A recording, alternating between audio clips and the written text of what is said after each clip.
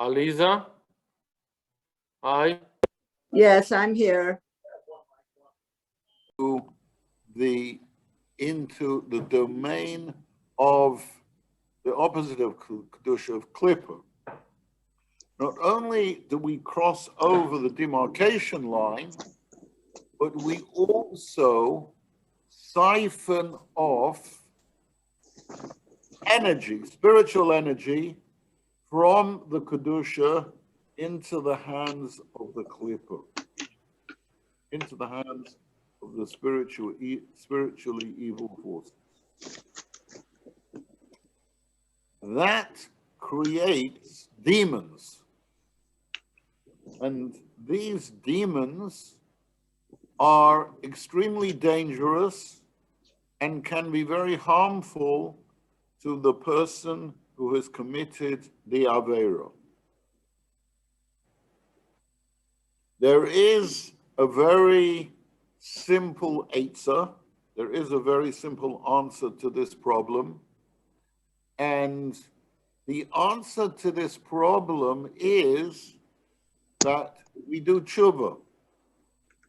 Because when we do tshuva, we have the ability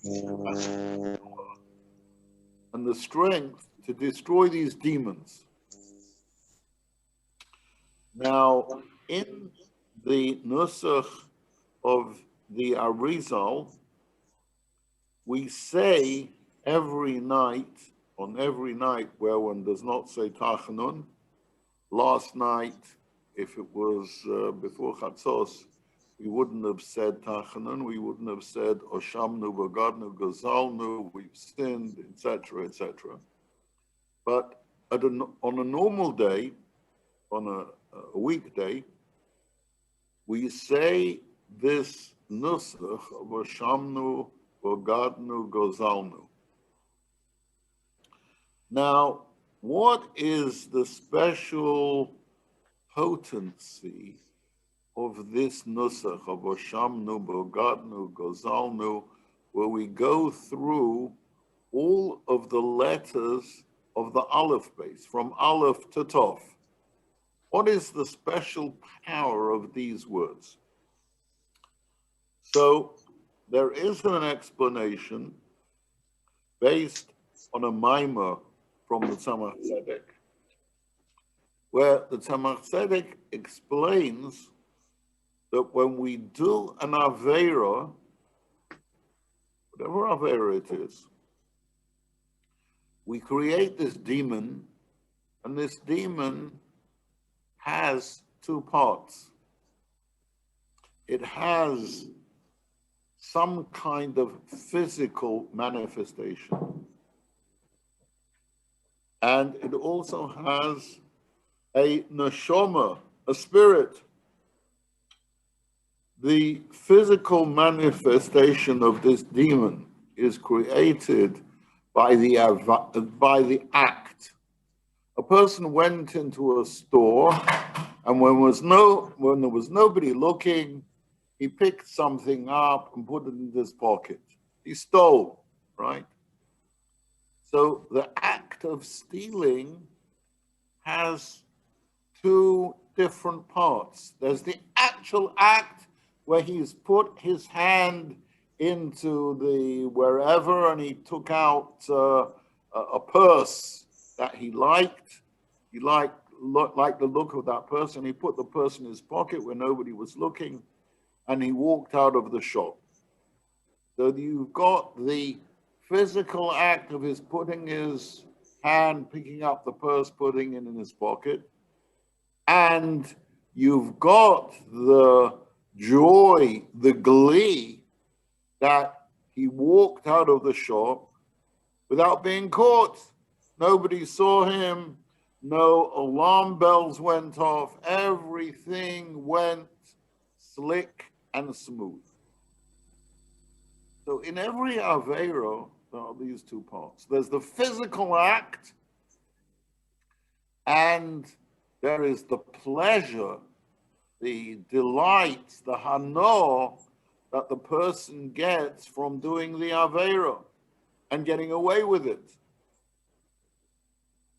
Now, when it comes to doing tshuva, we want very seriously and very, in a very, very powerful way to destroy this demon, which can be very harmful to the person who has committed the Aveira, whatever Aveira it is. Now, when a person undergoes real remorse and feels really sorry for what he's done, so at that moment in time, the remorse and the feeling of regret is strong enough to kill the neshama of the demon. But that does not have any effect on the body of this demon, which was created by the physical act of putting my hand into the wherever, to take the person, put the person in my pocket and walk out of the shop. That created the physical aspect of this demon. Now, the question is, how does the person destroy the physical aspect of this harmful demon? Well, what would you say? Are you on mute or can we talk? Mordechai, can they talk to me? Yes, we can. They can, yeah. Yes, we can, because we're not muted. Okay, so Rabbi David, how do we get rid of the harmful physical aspect of this demon, which can be very dangerous and harmful to the person who's done the Aveira? What would you suggest? The remorse takes away the neshama, right? Yes. Which was created by the pleasure. That's negated, that's neutralized by the remorse and the regret. But how do we get rid of the guf, of the physical aspect of this demon? I'm waiting to hear. Very accepted. Sorry to tell you. The harmful influence was caused. I mean, was caused by sort of, as you said, the physical existence of that very Aveira. So also through the physical, people used to go through Mirukim, through Hasidus sort of negated such an approach. But initially it seems like very befitting for if we speak about physical sort of part of the whole thing. So we're also supposed to mida keneged mida to deal with it in the physical realm of the sort of the issue. So Mordechai is suggesting that by undergoing mortification of the flesh, spiritual, physical suffering, that would be the way to get rid of the physical aspect of this demon. I don't suggest doing that. I just right. Okay. There is a much simpler and much more painless way. Return the article. And that is by saying vidui, by saying Oshamnu, Bogadnu, Gozalnu, Dibarnu, Doifi. Because everything in the world is created through the letters of the Aleph base. So the remorse, together with saying the letters of Oshamnu, Bogadnu, I've sinned, etc., etc., etc., we are getting rid, by saying the confession, destroying the guf, the physical aspect of the demon which we have created. Now, there is a specific reason why I mention this for learning Shiur Tanya. And that I'm mentioning this today, before we learn the Shiur Tanya, is some of you might get very depressed. From learning today's Tanya, you could go into a deep depression. And therefore, before we learn the Shiur today, I wanted to be makdim. I wanted to preface this concept of getting rid of all the negative forces, the demons which we have created by the negative things that we've done, in order that we shouldn't get any kind of depression, because that's not what the Alter Rebbe wanted. That's not what Torah wants. Torah wants us to be positive, and whatever we've done negative in the past, we have the power to put this right. So I want to preface tonight's shiur by saying that tonight's shiur is talking about a person who has done these negative things and has not yet done tshuva. But if we do tshuva, then the slate is wiped clean, and all the demons, both in this world and in the world to come, are gotten rid of. Is that clear to everybody? Because I don't want to be accused, not here or upstairs, of putting somebody into a depression. So we're clear on the fact that everything that we're going to learn tonight is without tshuva. Everybody with me? Yes, thank you. Okay. So let's talk a little bit about Krishma Shel Hamita, about the Krishma at night. Krishma Shel Hamita is very often overlooked.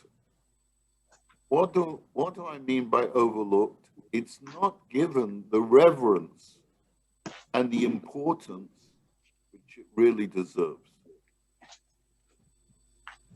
Because the whole Aveda of tomorrow depends on the Krishma of the night before. The Krishma of the night before, reading the Shema and the other parts of in addition to the Shema, Yashamnu Bogadnu, all the other things which are written in the Siddur, they're different nusachos. It doesn't matter which nusach you daven. The most important thing about Krishma Shel Hamita is that a person is making a cheshbon hanefesh. A person is making soul searching out. According to Kabbalah and Chassidus, Krishma Shel Hamita is like the vidui, the confession that a person makes before leaving this. Because sleep at night is a taste of the afterlife. And the way that we say Krishma Shel Hamita and the accompanying thoughts of tshuva and the resolve and the resolution that tomorrow is going to be totally different, a totally better day with new energy and new resolve, new resolutions. Last night in Living Torah, I don't know whether everybody knows what Living Torah is. Living Torah is a video, amazing video, which has been put together by Jem in New York. and we play it every Motzei Shabbos in shul. And in the Sikha, which the Rebbe said last night on the Living Torah, was about Shushan Purim. And the Rebbe said something which made an enormous impact on me. He said the lesson of Shushan Purim is, Shushan was a walled city.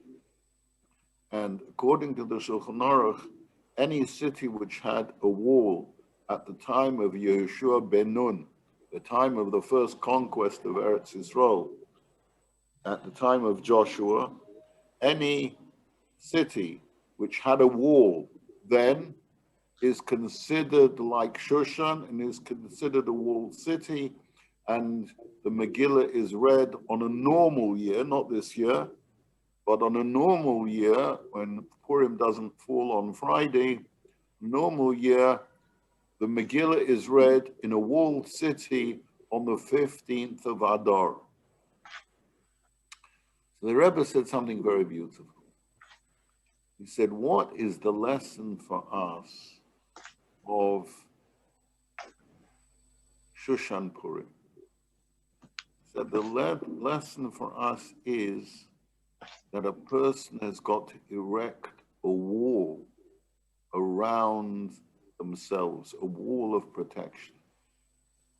The Yetzer Hara, the Nefesh Habamis, the animal soul, is always trying to invade our sanctuary. And Shushan Purim is the message that we have the power to erect a wall to safeguard ourselves from the invasions of the Yetzer Hara. This is really what Krishma Shel HaMitah is all about. Krishma Shel HaMitah is erecting a wall to protect us, to guard us, to help us withstand the constant barrage from our Yetzer Hara. And every night, before we go to sleep, we need to erect a new wall and make new resolutions that we are going to be less, we're going to give in less to the demands of our Yetzer Hara and our Nefesh Habamis. The Frierdiker Rebbe, in his Sefer, Likutei Diburim, writes the most amazing thing. He writes as follows.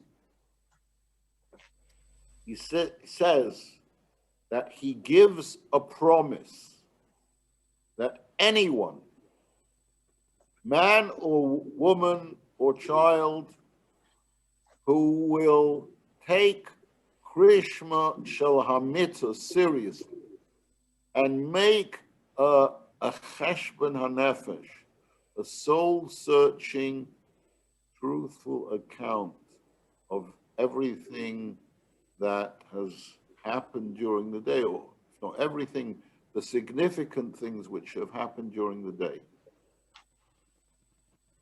The Frierdiker Rebbe says, and he gives a promise that if a person will do that religiously, day after day, for 3 months, he says that he will not be able to recognize himself or herself. Wow, wow.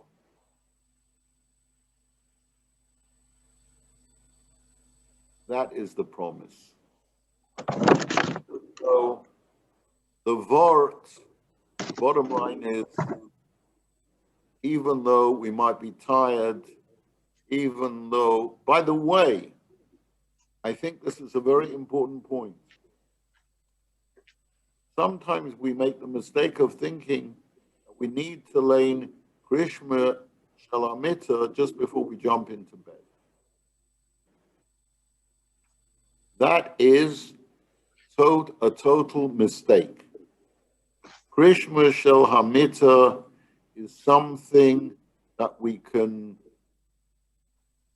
it's part of Avodas Hashem, which we can do an hour before we go to sleep.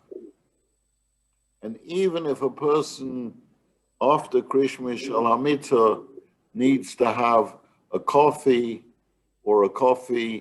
and a biscuit to keep them going, it doesn't matter, it's okay. It just says that if you need to eat something or drink something after Krishma Shal HaMitzvah before you go to sleep, you should read the first paragraph of the Shema again. Now, let me make it 100% clear. I'm not talking about saying the bracha hamapil. After you say hamapil, you're not allowed to interrupt, you're not allowed to talk before you go to sleep. The only thing that you can do after you've said hamapil is if you need to go to the bathroom, then you can say asher yotzar after hamapil. But after you said hamapil, there can be no other interruptions. Is what I am saying crystal clear to everybody? Or does anybody have any question on what I said? I have a question. I have a question. Sometimes people fall asleep before they say Hamapil. So does that negate the having said Kriyat Shema Lamita? Because if you put it off because you're afraid you're going to talk or you're going to drink a glass of water or whatever, and then you fall asleep before you finish saying it or before you say it, does that negate the having said Kriyat Shema Lamita? No, it does not negate saying Krishma Shal HaMitzvah, but I must stress that the bracha hamapil is very important, right? And therefore, if you're going to, if you're going to do something before you say hamapil, then, have a cup of coffee to keep you going till after you can say hamapil.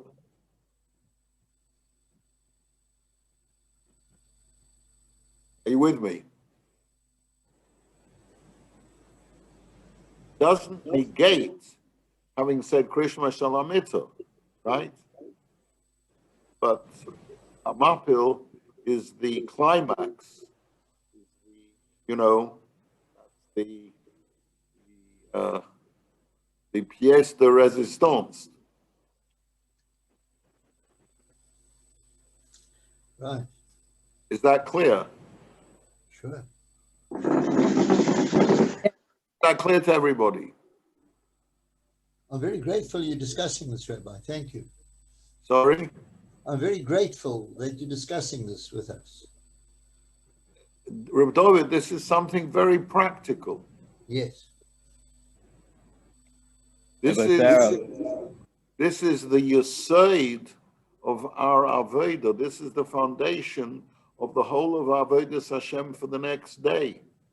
And by the way, it says in Svarim that because Krishma Shal HaMitzvah is so vital and so important and has such a long-standing effect, the Yetzer Hara does everything that it possibly can to dissuade us from reading Krishma Shal HaMitzvah properly.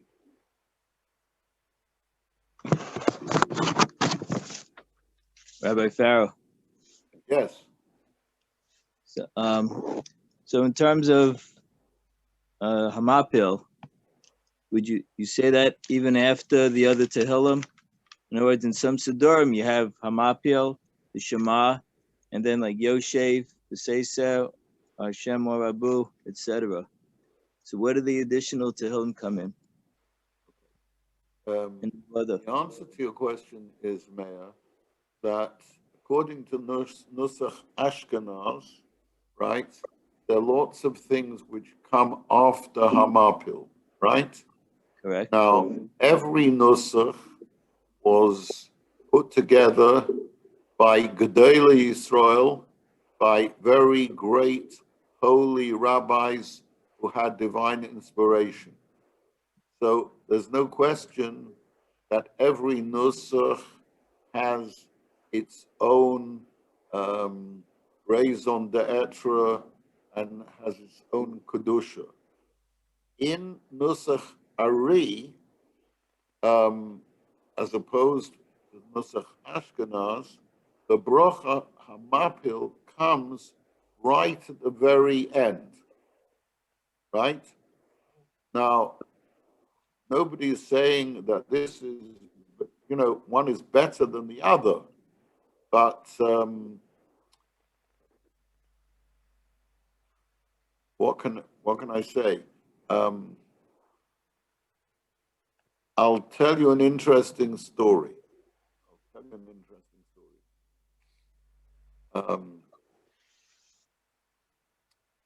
A bocher from another yeshiva came to learn in Chabad.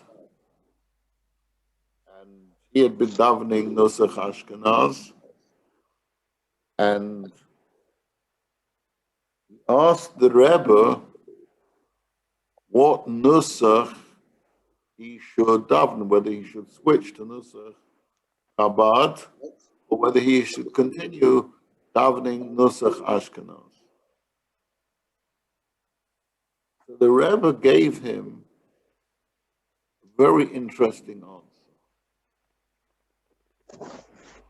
The Rebbe said, don't make any changes until you're 100% sure that this is the nusach that you want to adopt and you want to stay with this nusach.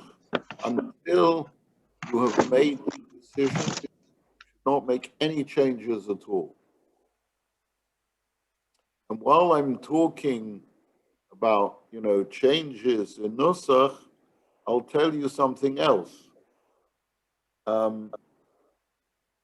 I come from a home where my father, Olam Sholem, was from the Spanish and Portuguese community in Amsterdam. And my father used to daven with the Havara Sfaradit, with Sephardi pronunciation. And when I came to learn by the Rebbe, I asked the Rebbe which pronunciation I should use, whether I should use the Ashkenazi pronunciation, which was what most of the Bochrim daven in the yeshiva, or I should stick to the Sephardi pronunciation, which was the pronunciation that my father and my grandfather and their fathers had used. So the Rebbe answered as follows. The Rebbe said both pronunciations are very holy. There is no question of one being better than the other. The Rebbe said you have to choose which one you feel more comfortable with, but the most important thing is not to mix the two. If you're davening Havara Sfardit, 100%, no mixing anything else. And the same if you're davening Havara Ashkenazit, 100%, no mixing. Because you have lots of Bochrim who've made changes, but the change is not complete, and the davening is a little bit of a mixture of one and the other. That the Rebbe was completely negated. Choose which one you feel most comfortable, both are holy, and stick to that nusach completely. Thank you. Not at all. In the issue, what about if one speaks with one avara and davens with another? For example, speaking speaking with the traditional Israeli Avara for speaking Hebrew, but in davening uses the Ashkenaz. I don't think there's any problem in that at all. I don't think I can't see any problem in, when you're talking about mundane matters, you talk in Ivrit, and then when you're davening to Hashem, you daven with a different pronunciation. I think that's something very beautiful. You use one for the mundane and one for the holy. Would everybody agree with me on that? Yes, absolutely. Sorry? Certainly, I. By the way, have we lost Rabbi Shmuel? Oh, in which meaning? I'm not sure which Rabbi Shmuel. No, because Rabbi Shmuel used to come to my house every week. I have no idea. I have no foggiest idea. Okay. Okay, so Rabbi Sai, let's learn some Tanya. Okay? Everybody agreed? Okay. So we are at the beginning of chapter 8. Yeah. Now, in the previous chapter, we discussed the case of a kosher experience carried out with the wrong intention. Like eating something which is kosher, not eating with the right kavanah, not eating with the right intention. Today, we're going to talk about just the opposite. Today we're going to talk about doing something which is wrong, eating something which is treif, which is osur, but eating it with the right kavanah. You're eating the food in order to uplift the kedusha in the food. The food, unfortunately, is not kosher food. So that is going to be the initial discussion of today. Okay. Furthermore, b'macholos asuros shelechachni kroim b'shem isur.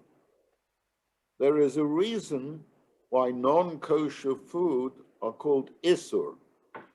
The word isur literally means chained.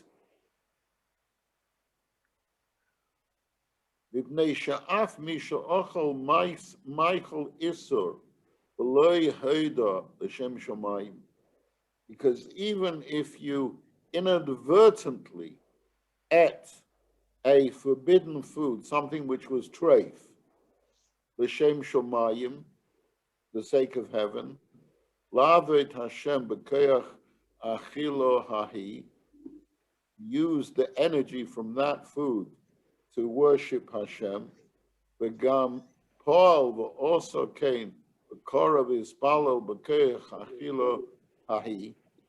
Not only was that your initial plan, but you actually did it. You ate the food, the tray for food, right? Which of course you did not know was treif, and you used the energy from that food to learn Torah and to daven. So what happens? What happens with the spiritual energy in that food? So the Alter Rebbe says, Ein hachayus shebo ola umislabeshes b'tevus haTorah v'hatfila k'mei haheter. He says, nevertheless, unlike the case of kosher food, the spiritual power in it will not be uplifted to become dressed in the words of Torah and Tefillah. Mipnei isuro bidei hasitra achra misholish klippus hatmeis. Because the food is chained to the negative forces within the sitra achra, within the forces of evil, the gimel, klippus, hatmeas, the three unclean unclean klippus, which we learned about 2 chapters ago. So far, so good? Yeah? Yeah. Hello? Yes. Yes. Okay. The impurity of these three klippus expresses itself in an unwillingness to release the energy of an act carried out in their domain. Even if the act was a mitzvah, the most spiritually positive force in the universe, this energy remains chained to the negative forces and cannot be redeemed. I think the Alter Rebbe is very clear here. Absolutely. Yeah? Absolutely. V'afilu he isad rabbanon. And even if this is a rabbinical prohibition.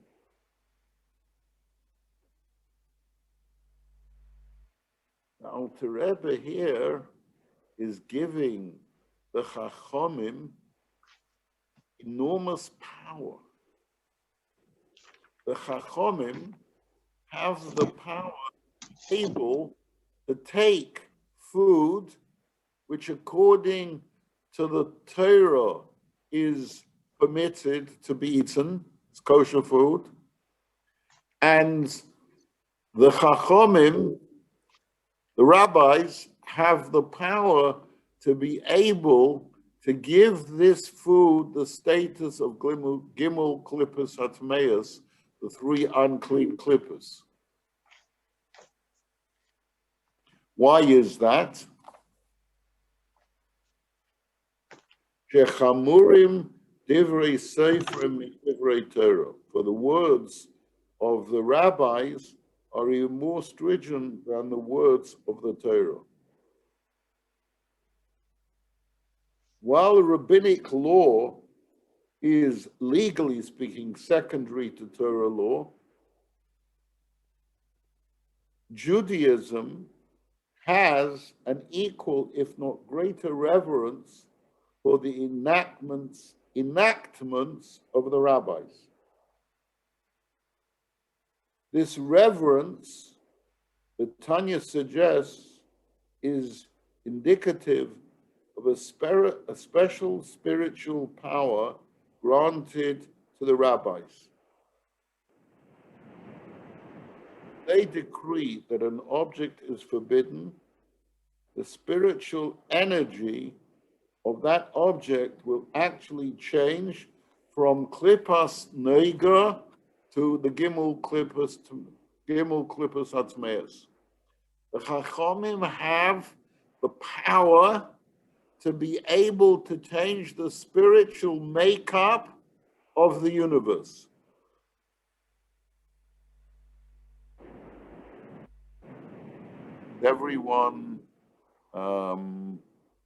Does everyone realize the potency of what we're saying? Could you repeat it, please, Rabbi? The Chachomim, the rabbis, have the power to change the spiritual makeup of the universe. In other words, by making something rabbinically forbidden to eat, they are taking something which is klippas neiga, the in-between klippa which has good and evil in it, the translucent klippa, and giving it the status of the gimel klippus hatmeus, of the three unclean klippas. Is that clear? Very powerful. Yes? Okay. Seder.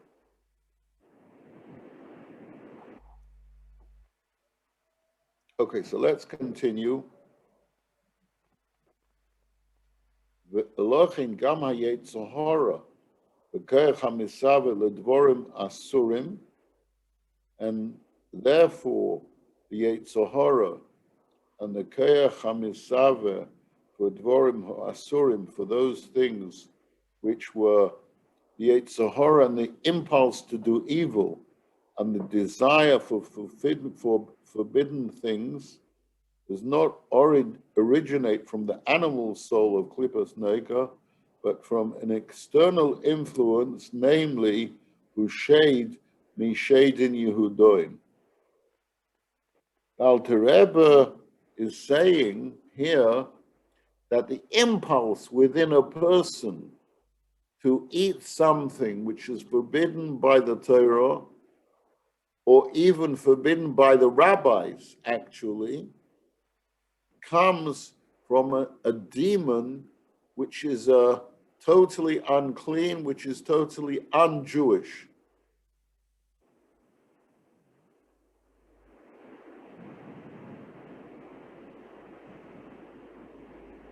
Your temptation to sin comes from an external negative energy, which the Zohar refers to as a shade, a demon.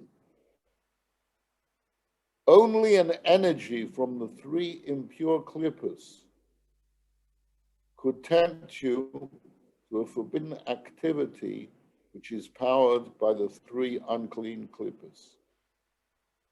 Your animal soul from klippas nega is naturally drawn only to the permitted and to use the permitted in a way which is unholy.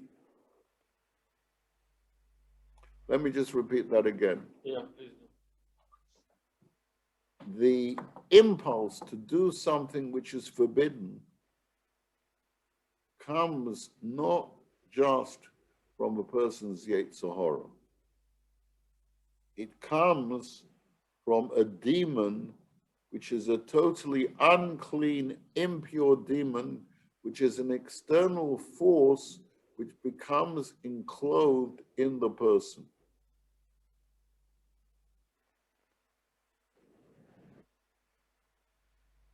This is a very important statement. Why the statement is so important?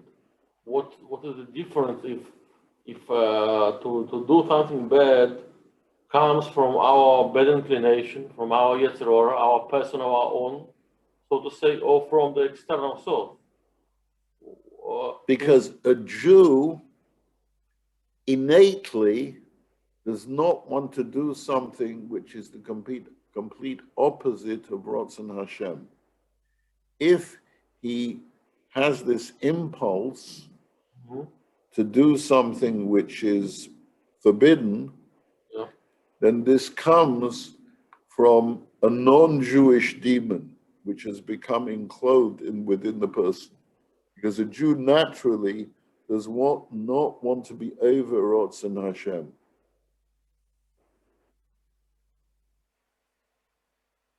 Would it be the source, the difference that Avera came from our personal bad inclination, or whether the Avera came from the impulse which is absolutely external?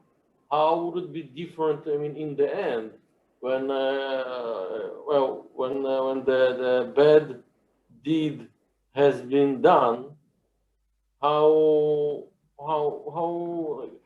the source, how the original source changes the deed itself, the action itself. Does everybody hear the question that Mordechai is asking? Mordechai is asking the following question. He's asking, what difference does it make whether it comes from a non-Jewish source, a non-Jewish demon, or it comes from the yetzer hara of the person themselves? Exactly. I can't get my head around. how?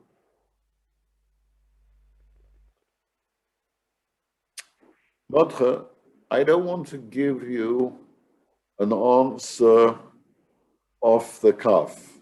Okay. It's a very deep question, right? And it's a question which deserves a proper answer. And in Yetz Hashem, I will think about the question and maybe do some research on this topic and give you an answer in Yetz Hashem next week. At the beginning of next week. Whenever you are comfortable. The beginning of next week, Shiur Yetz Hashem. Thank you. I'll deal with this. Okay, let's continue.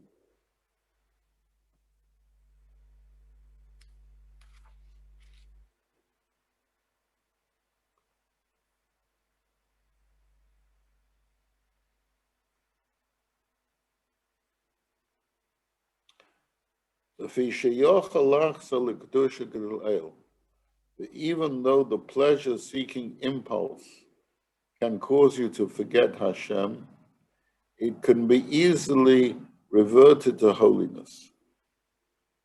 The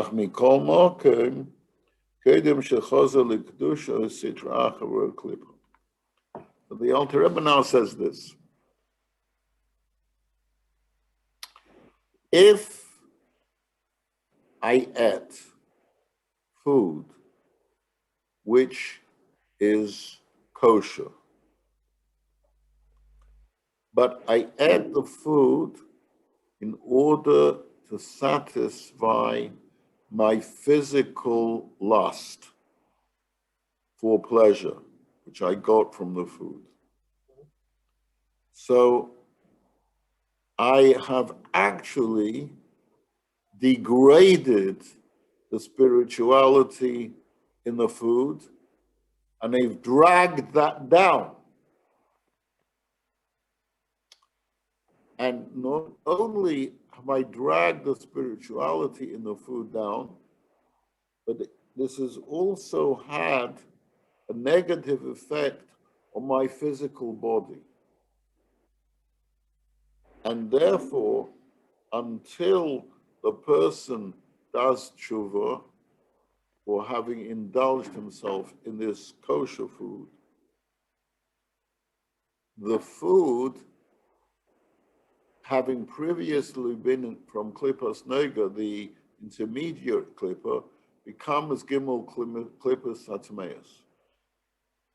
There is another aspect here as well, though, that the food eaten with the wrong motive also has an effect on the physical body of the person, and that pleasure which the person had willfully and wrongly from the food, having eaten the food just to satisfy his nefesh abamis, that later has to become purified after 120 years by chibut hakeva, by the decaying of the body in the grave, which is a purifying process for any pleasure which the person had from this world in the wrong way.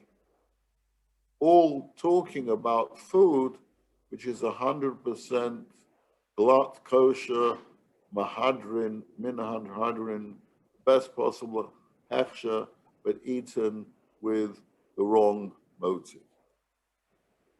Clear to everyone? Yes? Okay, so let's go on.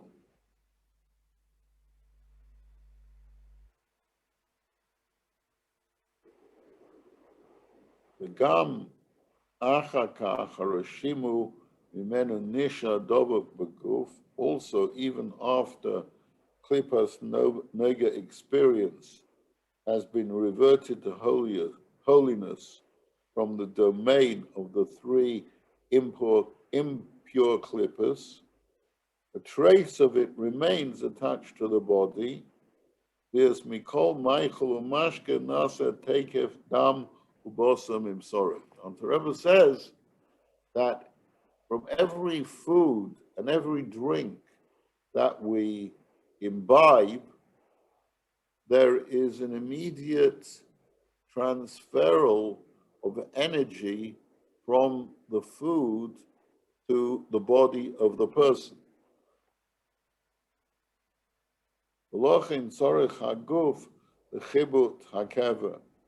And therefore, the person needs the decay of the body in the grave, to purify it, mitumosel shekibel vahanos elam hazeh v'tanugov. To purify it from the contamination from the kosher worldly pleasures which were partaken of as an indulgence. I want to ask you an interesting question before we finish today. If by using this world in a non-holy manner, I'm talking about things which are 100% permitted, right? And we're not talking here just about food, we're talking about business, we're talking about all kinds of things where the person is using this world to get benefit, which is permitted, right? But done with the wrong motive. How many people are there, in terms of percentages, that everything that they eat and all the business that they do and everything that they do on the material side of their lives, how many people are there who do everything with a holy purpose, with the holy motive?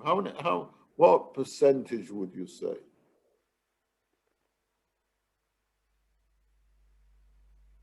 No, I'm asking you a question. What percentage would you give it? Only tzaddikim.